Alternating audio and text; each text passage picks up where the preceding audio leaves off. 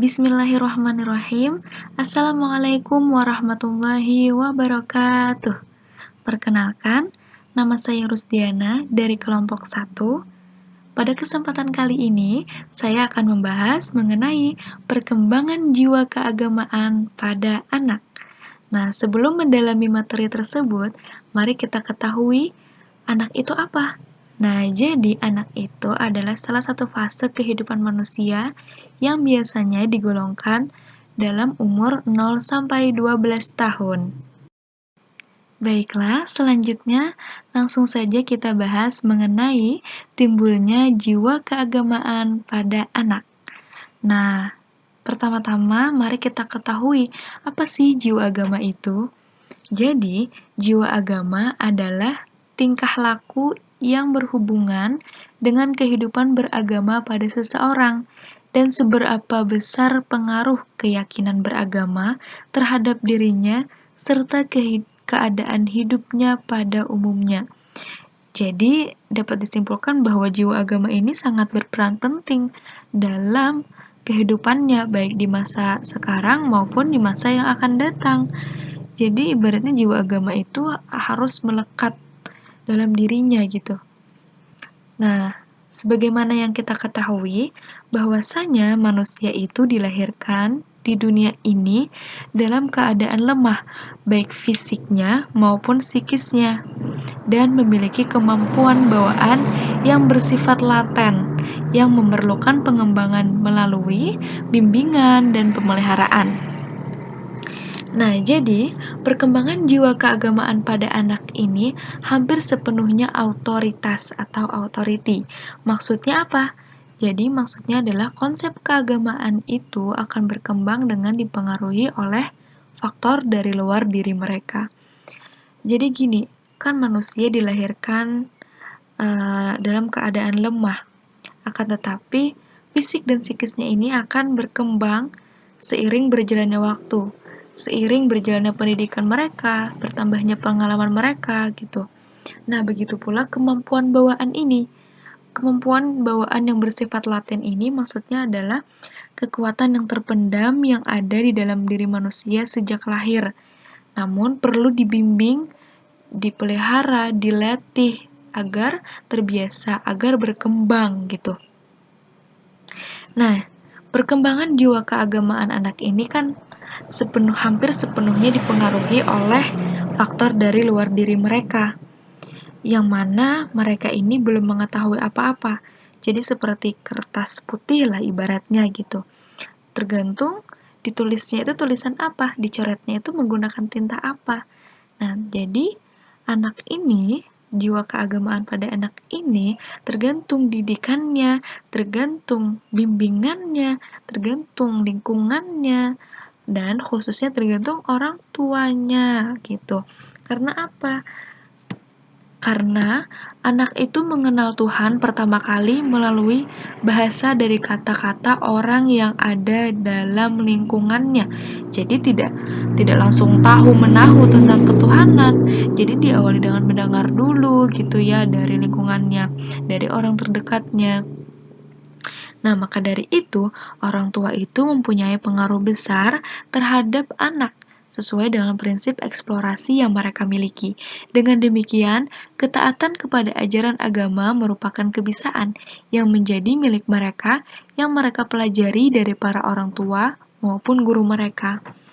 Nah, jadi sebagai orang terdekatnya, baik orang tuanya maupun gurunya, itu sudah menjadi suatu keharusan untuk membimbing keagamaan sang anak ini, karena anaknya ini memiliki kemampuan itu tadi, tapi harus dikembangkan.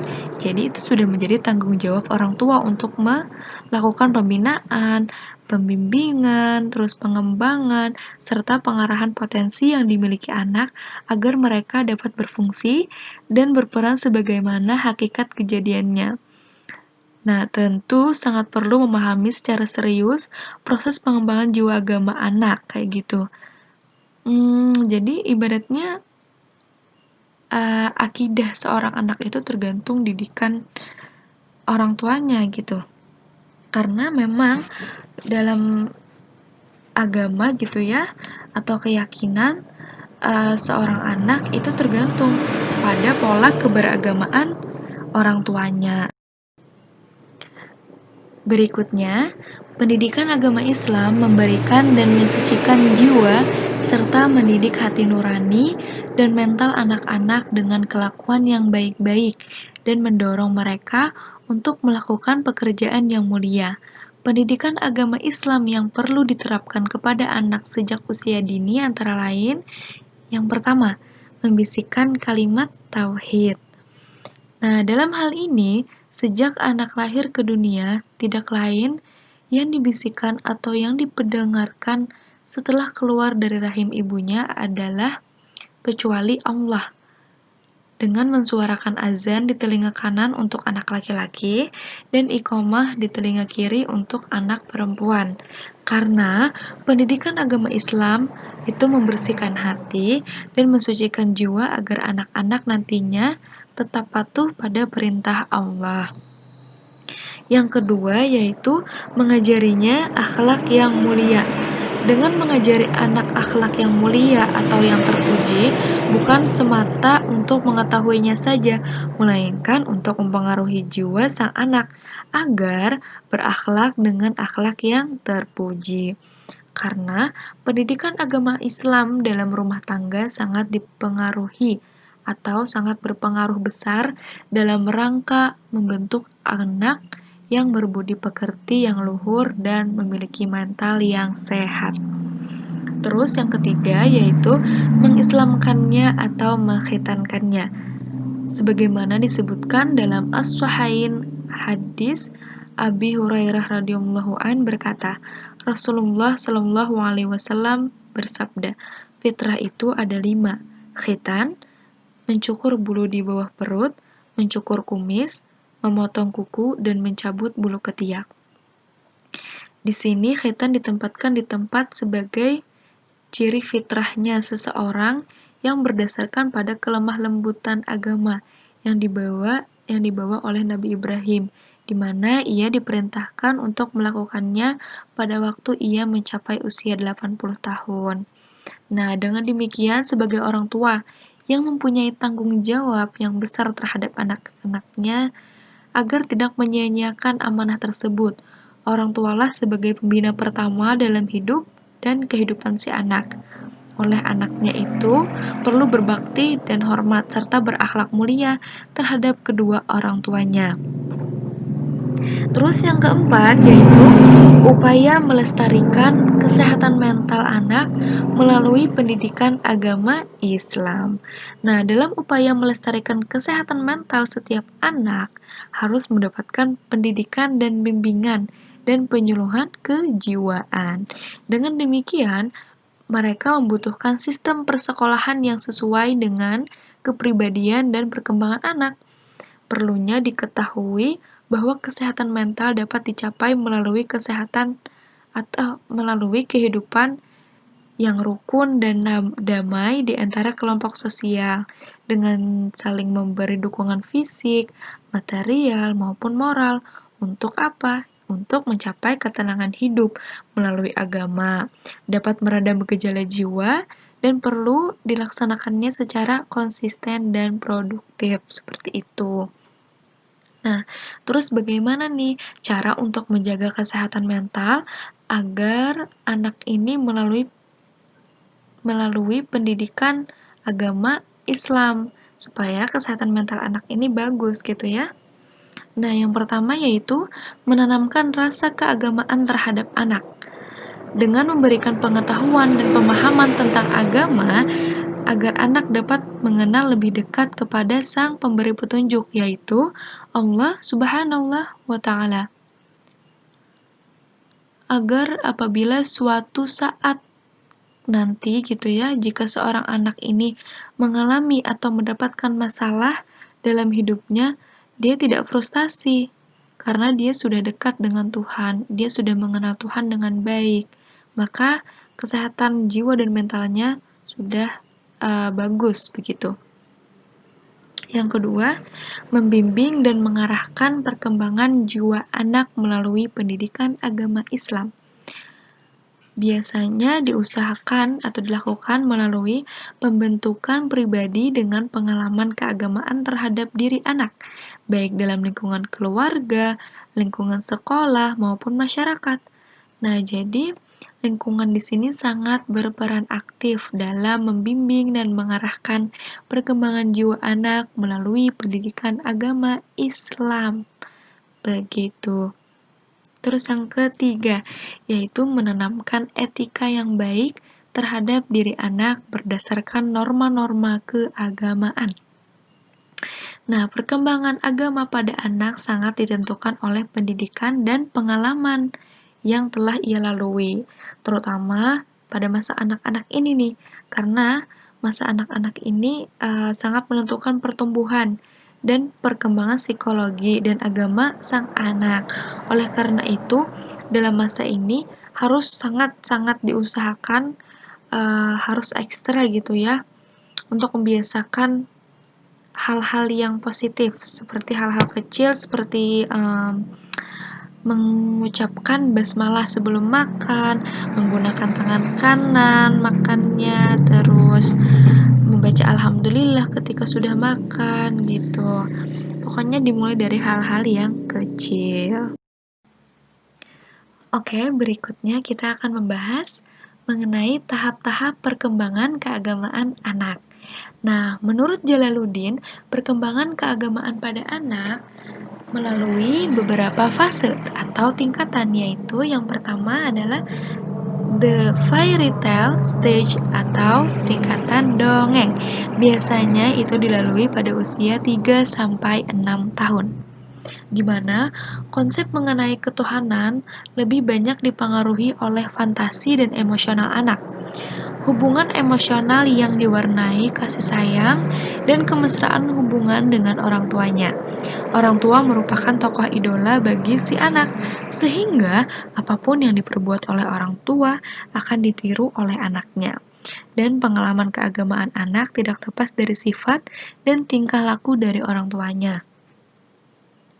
Nah, jadi pada tingkatan dongeng ini, anak itu memiliki konsep ketuhanan yang didasari oleh atau dipengaruhi oleh fantasi dan emosinya kayak gitu.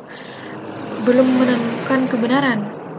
Jadi biasanya pada usia-usia ini gitu ya, orang tua itu merupakan idolanya. Kenapa? Karena dia melihat bahwa orang tua itu serba sempurna karena refleksi dari kekuatan, kekuasaan, kebijaksanaan, keadilan, ketabahan, kesabaran, kejujuran, dan lain-lain. Pokoknya orang tua ini memiliki kekuasaan kayak gitu. Makanya sang anak ini sangat-sangat mengidolakan orang tuanya. Nah, jadi biasanya pada tahap ini, anak-anak itu suka sekali untuk bercerita tentang hal kebesaran, kehebatan, kekuatan Tuhan, dan lain-lain. Terus dia juga terkadang gitu ya membandingkan Tuhan dengan tokoh-tokoh yang kuat yang ia kenal seperti Iron Man, Power Rangers, dan lain-lain. Begitu. Oke, masuk ke tahap yang kedua yaitu the realistic stage atau tingkat kenyataan. Pada masa ini, ide tentang ketuhanan sudah mencerminkan konsep-konsep yang berdasarkan atas realistis atau kenyataan. Nah, sudah mulai terarah nih ya. Jadi pemikiran terhadap Tuhan semakin menuju kepada kebenaran yang diajarkan oleh pendidikannya. Hubungan dengan Tuhan yang pada awalnya terbatas pada emosi berubah pada hubungan dengan menggunakan pikiran atau logika seperti itu. Jadi pada masa ini ia sudah mulai banyak memahami tentang kebenaran Tuhan, tentang kebenaran agamanya, kayak gitu ya. Karena pada masa ini, dengan bertambahnya umur, pemikirannya semakin matang. Dia suka mengamati kayak gitu. Terus, dia juga sadar bahwasanya Tuhan itu bukan hanya menciptakan dirinya, tapi juga menciptakan hewan, menciptakan tumbuhan, makhluk-makhluk lain gitu ya. Pokoknya Tuhan itu menciptakan segalanya kayak gitu. Sudah mulai sadar nih, sehingga sudah sepatutnya gitu untuk si anak ini mengikuti kegiatan atau ajaran keagamaannya. Jadi dirinya itu sudah menemukan kebenaran, lalu dia sadar, dia paham betul, dia mau patuh untuk mengikuti ajaran keagamaannya, walaupun masih dalam batasannya gitu ya, batasan anak-anak maksudnya. Terus selanjutnya yaitu yang ketiga, the individual stage atau tingkat individu. Pada tingkat ini, anak telah memiliki kepekaan emosi yang tinggi, sejalan dengan perkembangan usia mereka. Nah, jadi pada tahap atau pada tingkat individu ini, biasanya anak-anak itu perhatiannya sudah bukan terhadap dirinya lagi, juga terhadap lingkungannya, terhadap dunia luar kayak gitu. Jadi ia tuh berusaha untuk menjadi makhluk sosial, sudah mulai mematuhi aturan-aturan, sudah mulai belajar sopan santun, terus tata krama, tata cara bertingkah laku, sesuai dengan lingkungan rumah dan sekolahnya. Jadi biasanya usia-usia seperti ini sudah mulai bersosialisasi kayak gitu, sudah mulai disiplin, sudah mulai tumbuh lah kesadaran moralnya. Maka dari itu, kehidupan keberagamaannya akan semakin kuat dan bisa menyadari akan adanya surga dan neraka dan kehidupan akhirat yang mendorong anak untuk mengerjakan yang baik dan benar. Dia juga sadar bahwa Tuhan itu selalu mengawasi, seperti itu. Nah, biasanya dalam tingkat individu ini terbagi menjadi 3 golongan.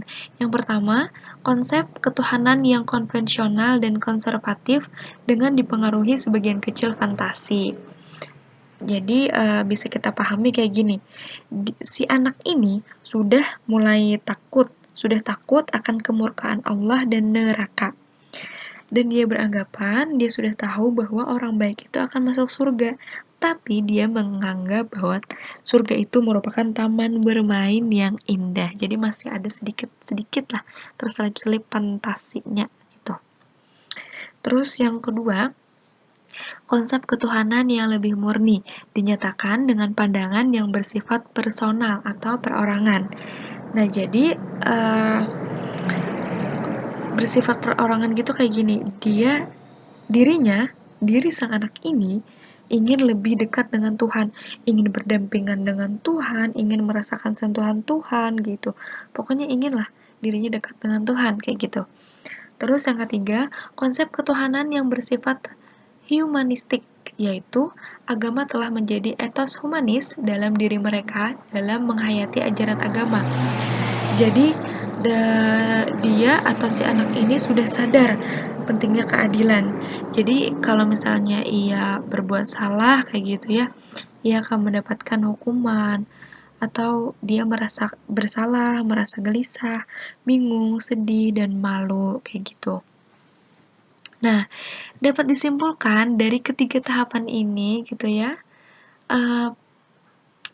perkembangan keagamaan pada anak memiliki fase perkembangan menuju kesempurnaan keagamaan anak yang sudah dimulai pada usia 3-6 tahun, yaitu tadi dimulai dengan tingkatan dongeng dan contoh dari orang tua.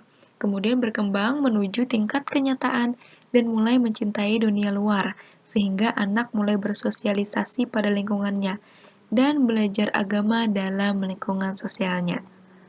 Seperti itu. Jadi itulah penjelasan dari tahap-tahap perkembangan keagamaan. Baiklah, setelah membahas bagaimana timbulnya jiwa keagamaan pada anak, terus membahas tahapan-tahapan perkembangan jiwa pada anak. Nah, selanjutnya kita akan membahas tentang sifat agama pada anak. Sifat agama pada anak-anak ini tumbuh mengikuti pola ideas concept on authority. Artinya, konsep keagamaan pada diri anak itu dipengaruhi oleh faktor dari luar diri anak. Berdasarkan hal tersebut, maka bentuk dan sifat agama pada diri anak sebagaimana ditulis oleh Jalaluddin dalam buku Psikologi Agama dapat dibagi sebagai berikut. Yang pertama, yaitu unreflektif atau tak mendalam. Kedua, egosentris. Ketiga, antromorfis. Yang keempat, verbalis dan ritualis. Yang kelima, eksperimentasi, inisiatif, spontanitas. Yang keenam, imitatif. Yang ketujuh, rasa heran atau kagum, numinos. Nah, kalau misalkan hanya disebutkan begini kan kita tidak tahu apa sih maksud dari sifat-sifat tersebut begitu ya. Jadi, mari kita bahas satu persatu tentang sifat agama pada. Baiklah, langsung saja kita bahas sifatnya satu persatu. Yang pertama yaitu unreflektif atau tidak mendalam. Nah, jadi anak-anak ini akan menerima suatu ajaran tanpa mengkritik, menerima seadanya walaupun tidak masuk akal, dan mudah merasa puas.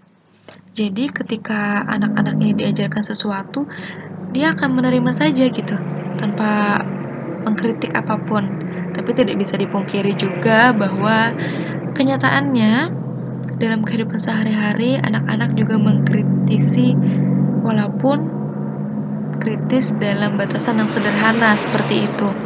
Contohnya, pada penelitian PRAF itu ada seorang anak perempuan yang diberitahukan tentang doa untuk menggerakkan gunung gitu.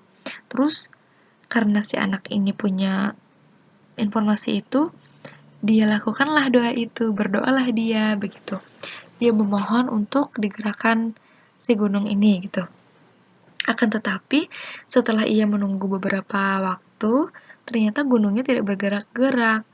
Nah, maka ia pun kecewa karena keinginannya atau permohonannya tidak dikabulkan, tidak terwujud. Maka sejak itu, dia berhenti untuk berdoa. Nah, jika diambil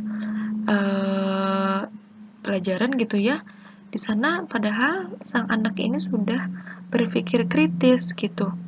Walaupun ya sederhana, tidak sekritis orang dewasa. Nah, maka dari itu, tugas sebagai orang tua, sebagai orang dewasa gitu ya, untuk mengajarkan anaknya, untuk mengarahkan anaknya ke jalan yang benar. Jangan sampai seperti tadi, dia berhenti berdoa. Jadi, ajarkan terus gitu terhadap anak, contohkan terus, bimbing terus agar sang anak ini bisa paham, bisa mengerti bahwasanya kita itu mempunyai Tuhan yang harus disembah, harus dipatuhi ajarannya, dan tetap saja berdoa, karena tidak ada yang tidak mungkin. Mungkin waktunya saja yang belum tepat dikabulkan, seperti itu. Oke, selanjutnya masuk ke sifat yang kedua, yaitu egosentris. Nah, jadi, pada sifat egosentris ini, anak memiliki kesadaran akan diri sendiri sejak tahun pertama usia perkembangannya, dan akan terus berkembang sejalan dengan pertambahan pengalamannya. Nah, sifat ini didasari oleh kepentingan dan kesenangan dirinya saja. Misalnya nih, ketika ia berdoa gitu ya, mereka akan cenderung memohon keinginan untuk dirinya saja tanpa mendoakan orang lain, seperti itu. Karena ego tadi, jadi mereka belum paham yang namanya harus mendoakan orang lain, seperti itu. Nah, selanjutnya, yang ketiga yaitu antromorfis. Nah, pada sifat antromorfis ini, anak-anak itu memandang atau menganggap Tuhan itu memiliki aspek-aspek seperti manusia. Jadi, mereka menganggap bahwasanya biasanya itu Tuhan itu memiliki mata, Tuhan itu bisa makan, Tuhan itu juga mandi, Tuhan itu juga bisa minum, dan lain-lain, seperti itu. Selanjutnya yaitu sifat verbalis dan ritualis. Verbalis biasanya ditunjukkan dengan mengucapkan kata-kata keagamaan, sedangkan ritualis ditunjukkan dengan mereka melakukan amaliyah atau kegiatan keagamaan yang telah mereka dapat dari tuntunan orang dewasa. Latihan-latihan bersifat verbalis dan upacara keagamaan yang bersifat ritualis atau praktik merupakan hal yang berarti dan merupakan salah satu ciri dari tingkat perkembangan agama anak-anak. Contoh nih, perkataan keagamaan tuh kayak bismillah yang diucapkan sebelum melakukan sesuatu, sebelum baca Quran, misalnya sebelum makan dan segala macam. Terus kegiatan keagamaan seperti praktek sholat, praktek berdoa kayak gimana, kayak gitu. Terus, lewat sifat ini, kita juga diajarkan nih sebagai orang dewasa untuk mengajarkan kepada anak bahwasanya konsep ajaran Islam itu menegaskan bahwa pada hakikatnya penciptaan jin dan manusia adalah untuk mengabdi, untuk setia kepada penciptanya, begitu. Jadi, Tuhan itu kan mengutus rasul untuk memberi pengajaran secara benar untuk umatnya. Nah, setelah rasul dilanjutkan lagi nih oleh para kaum ulama, begitu. Jadi, dipesankan Rasul bahwa bayi dilahirkan dalam keadaan fitrah, yaitu dorongan untuk mengabdi kepada penciptanya. Namun, benar tidaknya cara atau bentuk pengabdian yang dilakukannya sepenuhnya tergantung dari kedua orang tua masing-masing. Jadi, pada sifat verbalis dan ritualis ini sangat dipengaruhi oleh bimbingan dari orang tua. Sifat selanjutnya ialah eksperimentasi, inisiatif, spontanitas. Nah, pada awalnya, anak-anak itu hanya mendengar kata Tuhan dari orang-orang terdekatnya, seperti orang tua, keluarga, maupun lingkungannya, yang awalnya tidak menjadi perhatiannya, namun lama-kelamaan akan menjadi perhatiannya. Nah, setelah menjadi perhatiannya ini, maka ia akan mulai mengulangi ucapan itu, mengucapkannya kembali, pokoknya mengucapkan berkali-kali gitu ya. Nah, setelah mengucapkan berulang kali, maka ia akan mulai menanyakan, siapa Tuhan itu? Bagaimana Tuhan itu? Seperti itu. Nah, selanjutnya yaitu sifat imitatif. Dalam kehidupan sehari-hari dapat kita lihat bahwasanya perilaku atau tindakan keagamaan mereka dapatkan dari meniru, misalnya sholat. Jadi memang sifat alamiah dari anak-anak ini adalah suka meniru, suka mencontoh. Jadi tidak bisa anak-anak itu langsung diperintah. Anak-anak itu perlu ditirukan, diberi tauladan, diberi contoh seperti itu. Memang sudah alaminya anak-anak seperti itu. Jadi misalnya nih, sholat itu tadi mereka meniru gerakan dari orang tuanya, karena orang tuanya sering sholat, jadi anaknya sering melihat orang tuanya sholat. Terus gerakan berdoa misalnya seperti itu. Dan macam-macam dan lain-lain seperti itu ya. Terus sifat yang terakhir yaitu rasa kagum atau rasa heran atau numinus. Rasa kagum pada anak itu belum kritis dan kreatif, masih sekedar kagum terhadap keindahan lahiriah ciptaan Tuhan. Dan rasa kagum inilah yang membuat anak semakin ingin mengenal dan mengetahui, mempertanyakan kehebatan Tuhan yang menjadi pencipta. Maksudnya kagum terhadap keindahan lahiriah tadi itu keindahan yang hanya bisa ia lihat, hanya bisa sang anak ini lihat gitu. Nah, biasanya dalam agama Islam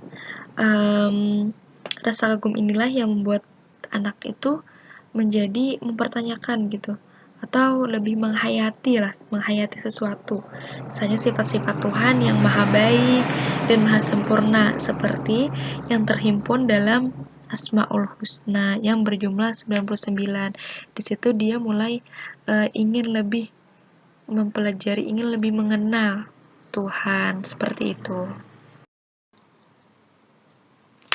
Sekian penjelasan yang dapat saya sampaikan. Terima kasih sudah menonton videonya. Terima kasih sudah mendengarkan penjelasannya. Saya memohon maaf apabila terdapat kata-kata yang membuat kalian tersinggung atau kata-kata yang salah. dan maafkan segala kekhilafan, segala kesalahan yang disengaja maupun yang tidak disengaja. Akhirul kalam. Wassalamualaikum warahmatullahi wabarakatuh.